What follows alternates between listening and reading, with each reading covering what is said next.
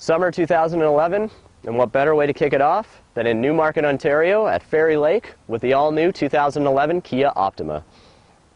The all-new Optima has lines that we've never seen before. A window arch that follows all the way along to the front, really ties in the front and back of this car. He decided to, instead of doing a regular sunroof, to put glass from the front window all the way to the back window, opening in the front and open glass on the back for those starry nights.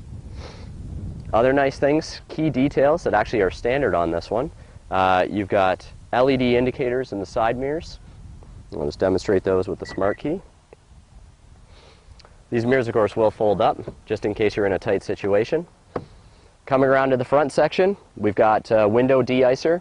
Not really necessary in the sun, but on those snowy days in the wintertime, which a couple months away we might be back to, it's going to melt the ice and the snow off of those. Looking at the nose, all the way to the back of this car, there isn't one line that doesn't scream sport. It really is an absolutely gorgeous car from every angle.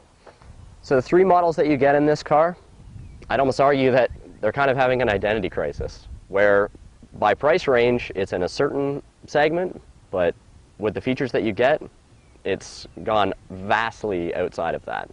Some of the things that cause that are offering things like xenon headlights, which come on the SX Turbo model. Even the EX Luxury, which we're looking at today, comes with HID lights. Some of the other accents that you see on this car include the Tiger Tooth grille that comes with a new version, honeycomb grille with chrome accents around the outside, and it really matches here, plus down below on the bumper line. All around the sides, we've got big, beautiful fog lights that just tie in all the angles of this car. Long headlight, long fog light. Sporty on the outside. Let's see if it matches on the inside.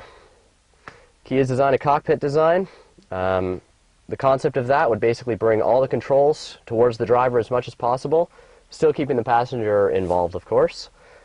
The way that this sets up is identical on all the models.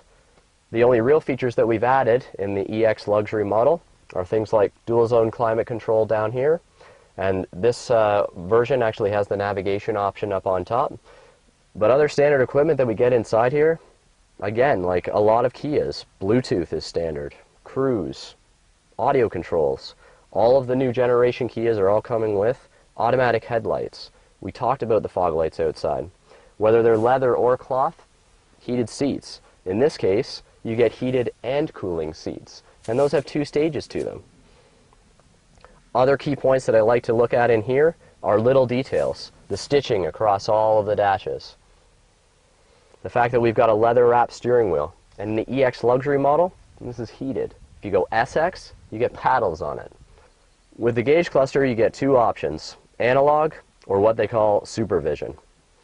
And what supervision means is basically you get an actual screen up in front of your display. Analog, you'll get 3 gauge clusters. They'll give you sort of that motorcycle style look.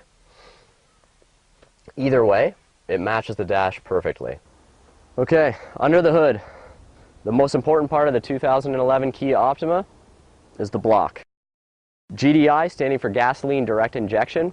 And without getting too technical, basically what that means is instead of putting the injectors on an intake tract, you're putting the gasoline right into the cylinders.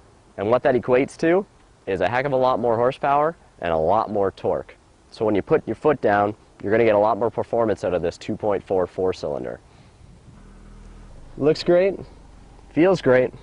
Let's see how she drives. So one of the key points that I'd like to point out about the Kia Optima is the fact that before, Kia had something called an Eco Drive, which was just a reminder system that would let you know that you were getting optimized fuel economy. In this case, they actually have a system called Active Eco Drive. So if I were to activate it while driving, it will improve my fuel consumption by almost 10%. Now you're probably thinking that will affect my performance, but what Kia's done is they've made sure that it won't affect your performance more than 2 or 3%. So you're actually saving fuel and you're still getting the performance that you bought this car for. It's a really neat system. It will deactivate under any emergency situations, of course. So if you put your foot down on the gas immediately, it'll shut the system off to make sure that you're getting optimized performance. Other key notes about the Optima: all of the models, not just the luxury ones, but all of them, come with the active dynamic damper system. So what the heck does that mean?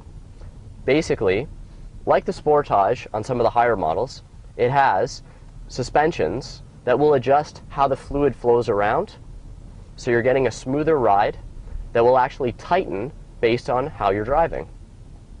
So the feedback that the driver gets is a smooth ride. In the corners, though, it braces against body roll. Really slick. We'll pop that open. Actually, you know what? Let's let the sun in. So one of the engine options in this Optima, a 2-liter Theta 2 engine, which is the name of it. It's going to come with twin scroll turbo technology. So again, I don't like to get too technical, but twin scroll basically means that you're not going to receive any turbo lag in this car. In the turbo option, you'll receive over 90% of its power at 1700 RPMs. Now that's astonishing, considering most turbos have lag up to about 3500 to 4500 RPM. This car, with that 2-liter 4-cylinder engine, with that turbo attached, will produce 276 horsepower and 250 pound-foot of torque. For a couple bucks more on top of the luxury model, you can get that turbo technology, and it'll surprise you. Another feature that you're going to get on all EX model and above is a backup camera. So in the EX Luxury, with the navigation screen, you'll see that we have the map set up there now. And if it's thrown into reverse, good thing I have the backup camera, otherwise I would be hitting that pole right there. Now, if you don't get the navigation, this screen will actually move up into a smaller screen up in the rearview mirror. So you're still going to get the benefit of it. You'll still get all the lines drawn out right on the screen, and it's going to warn you if there's anything behind you. Just keep in mind, as it reminds you on there, you should always turn around and check your surroundings before you back up.